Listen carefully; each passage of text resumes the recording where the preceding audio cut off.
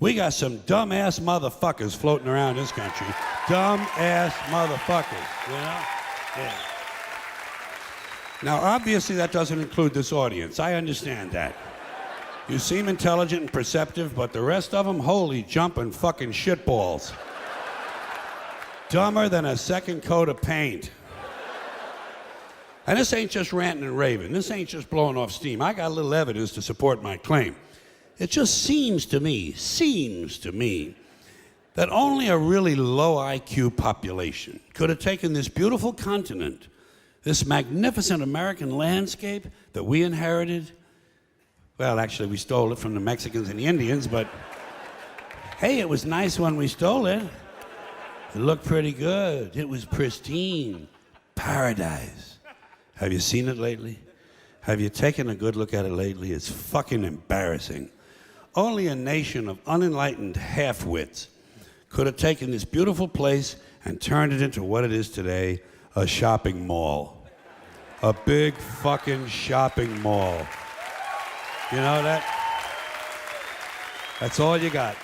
That's all you've got here, folks. Mile after mile of mall after mall. Many, many malls. Major malls and mini malls. They put the mini malls in between the major malls. And in between the mini malls, they put the mini marts. And in between the mini marts, you got the car lots, gas stations, muffler shops, laundromats, cheap hotels, fast food joints, strip clubs, and dirty bookstores. America the Beautiful. One big transcontinental commercial cesspool. And how do the people feel about all this? How do the people feel about living in a coast-to-coast shopping mall? Well, they think it's just fucking dandy. They think it is cool as can be because Americans love the mall. They love the mall. That's where they get to satisfy their two most prominent addictions at the same time: shopping and eating. Millions of semi-conscious Americans, day after day, shuffling through the malls, shopping and eating, especially eating. Americans love to eat. They are fatally attracted to the slow death of fast food. Hot dogs, corn dogs, triple bacon cheeseburgers, deep fried butter dipped in pork fat and cheese whiz, mayonnaise soaked barbecued mozzarella patty melts. Americans will eat anything, anything, anything. If you were selling sauteed raccoons' assholes on a stick, Americans would buy them and eat them, especially if you dipped them in butter and put a little salsa on them. This country is big time, pig time. Forget the bald eagle. You know what the national emblem of this country ought to be? A big bowl of macaroni and cheese. A big bowl, because everything in this country is king size. King size, extra large, and super jumbo, especially the fucking people. Have you seen some of the people in this country? Have you taken a good look at some of these big fat motherfuckers walking around? Big fat motherfuckers. Oh my God, huge piles of redundant protoplasm lumbering through the malls like a fleet of interstate buses. The people in this country are immense, massive bellies, monstrous thighs, and big fat fucking asses. And if you stand there for a minute and you look at one of them, you begin to wonder, how does this woman take a shit? How does she shit? And even more frightening, how does she wipe her ass? Can she even locate her asshole? She must require assistance. Are paramedics trained in this field? And standing right next to her, of course, with a plate full of nachos and a mouthful of pie is her clueless fucking husband, Joe Sixpack. With his monstrous swollen beer belly hanging dangerously out over his belt buckle, this guy ain't seen his dick since the Nixon administration.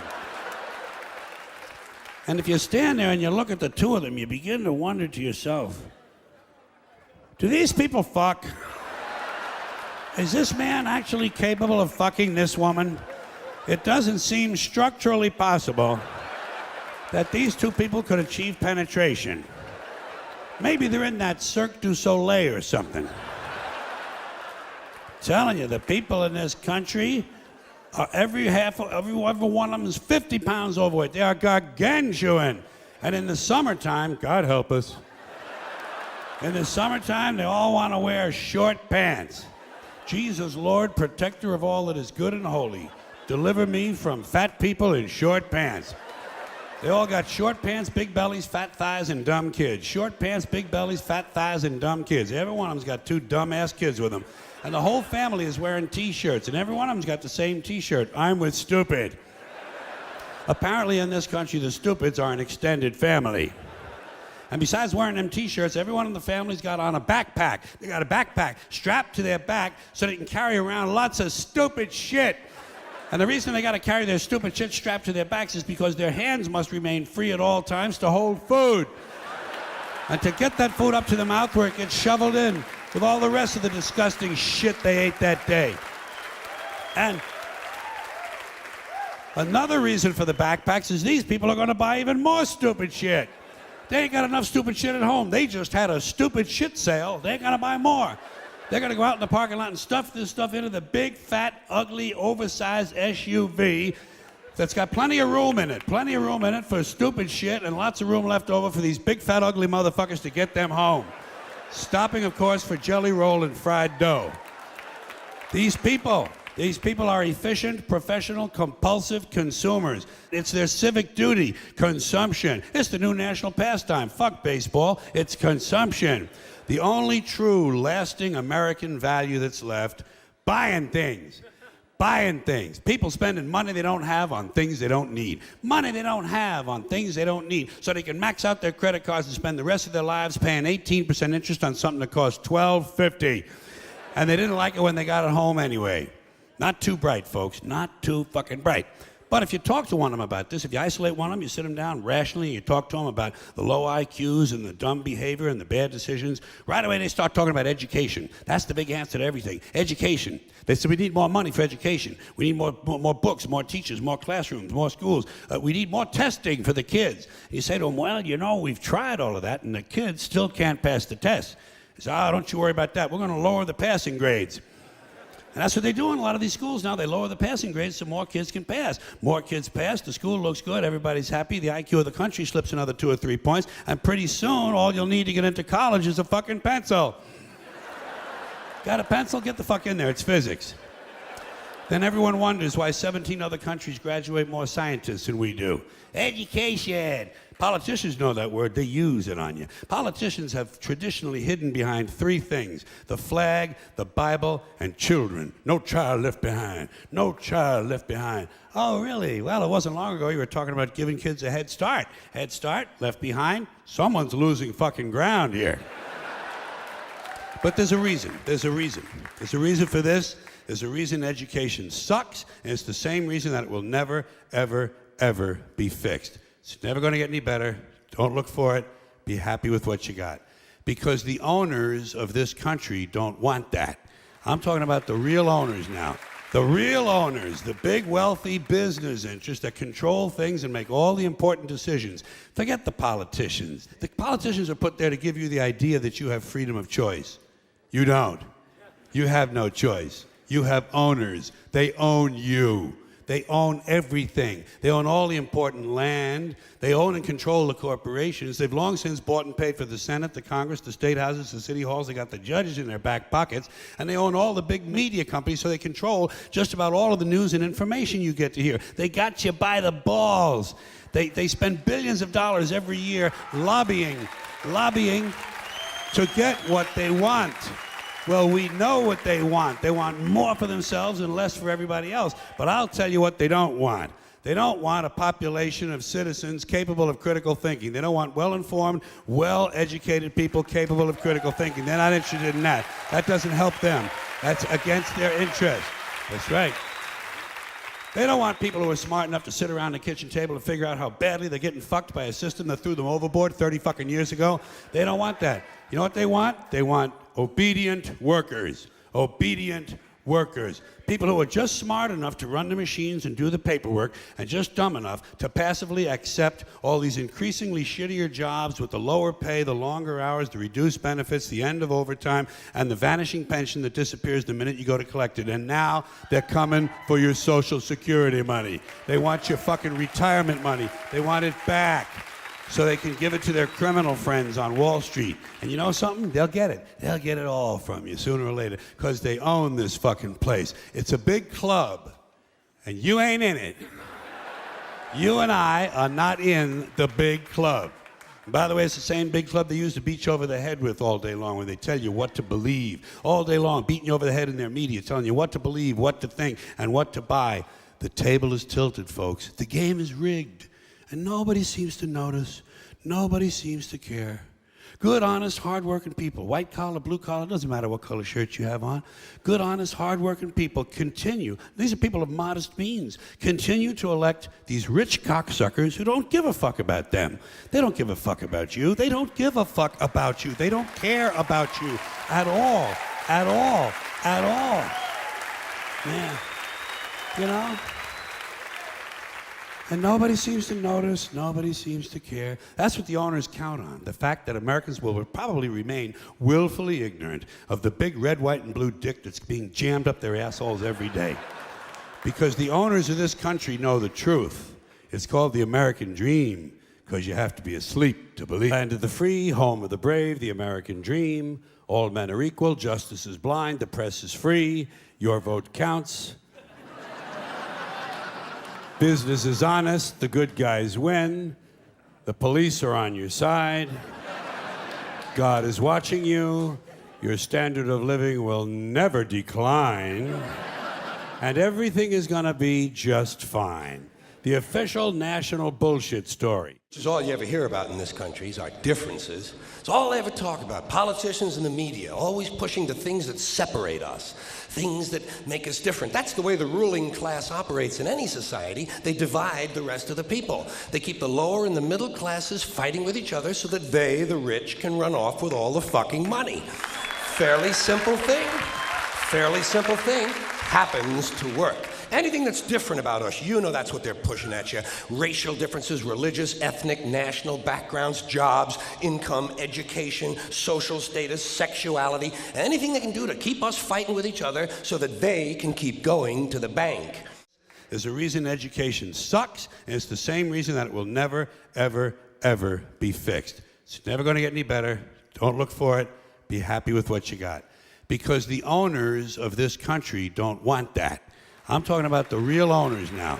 The real owners, the big wealthy business interests that control things and make all the important decisions. Forget the politicians. The politicians are put there to give you the idea that you have freedom of choice.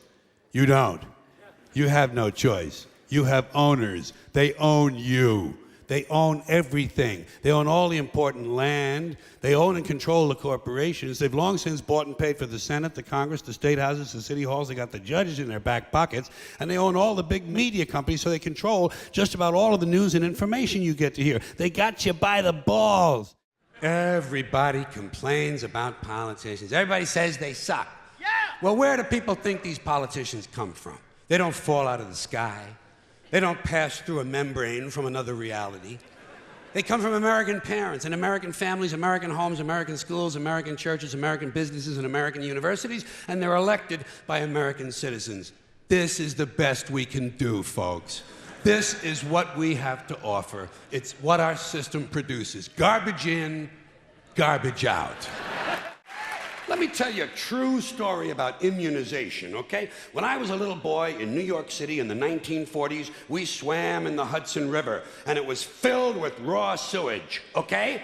We swam in raw sewage, you know, to cool off. And at that time, the big fear was polio. Thousands of kids died from polio every year. But you know something? In my neighborhood, no one ever got polio. No one, ever. You know why? Because we swam in raw sewage. It strengthened our immune systems. The polio never had a prayer. We were tempered in raw shit. Now what happened in this country that now suddenly everyone is walking around with their own personal bottle of water? When did we get so thirsty in America? Is everybody so dehydrated they have to have their own portable supply of fluids with them at all times? Get a drink before you leave the house. Another nice thing about getting old is you can leave any social event early just by saying you're tired. Works great with family members.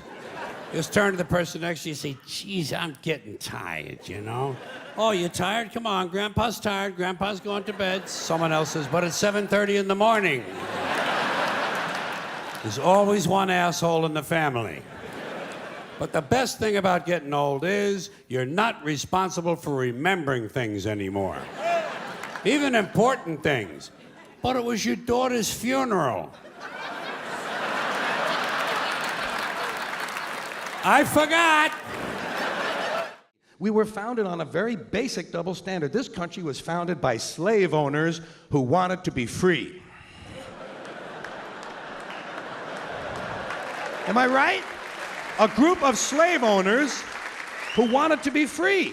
So they killed a lot of white English people in order to continue owning their black African people so they could wipe out the rest of the red Indian people and move west and steal the rest of the land from the brown Mexican people, giving them a place to take off and drop their nuclear weapons on the yellow Japanese people. You know what the motto? You know what the motto of this country ought to be? You give us a color, we'll wipe it out. In 1942, there were 110,000 Japanese American citizens and good standing, law-abiding people who were thrown into internment camps simply because their parents were born in the wrong country. That's all they did wrong. They had no right to a lawyer, no right to a fair trial, no right to a jury of their peers, no right to due process of any kind. The only right they had, right this way, into the internment camps. Just when these American citizens needed their rights the most, their government took them away. And rights aren't rights if someone can take them away. They're privileges. That's all we've ever had in this country is a bill of temporary privileges. And if you read the news even badly, you know that every year the list gets shorter and shorter and shorter. If people want to say, God bless America, that's their business, I don't care. But here's what I don't understand. If they say, God bless America, presumably they believe in God. And if they do, they must have heard God loved everyone. That's what he said. He loved everyone and he loved them equally. So why would these people ask God to do something that went against his own teachings? You know what these God bless America people ought to do? They ought to check with that Jesus fellow they're so crazy about. They're always talking about what would Jesus do? What would Jesus do? They don't want to know so they can do it. They just want to know so they can tell other people to do it. Well, I'll tell you what Jesus would have done. I'll tell you what Jesus would have done. He would have got up on the top of the Empire State Building and said, God bless everyone around the world forever and ever till the end of time. That's what Jesus would have done, and that's what these people should do, or else they should admit that God bless America is really just some sort of an empty slogan with no real meaning except for something vague like good luck. Good luck, America, you're on your own, which is a little bit closer to the truth. There's an invisible man living in the sky who watches everything you do every minute of every day. And the invisible man has a special list of 10 things he does not want you to do. And if you do any of these 10 things, he has a special place full of fire and smoke and burning and torture and anguish where he will send you to live and suffer and burn and choke and scream and cry forever and ever till the end of time. But he loves you. I got this real moron thing I do. It's called thinking. And I'm not a really good American because I like to form my own opinions. I don't just roll over when I'm told to. Sad to say, most Americans just roll over on command.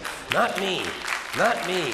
I have certain rules I live by. My first rule, I don't believe anything the government tells me. Nothing. I hate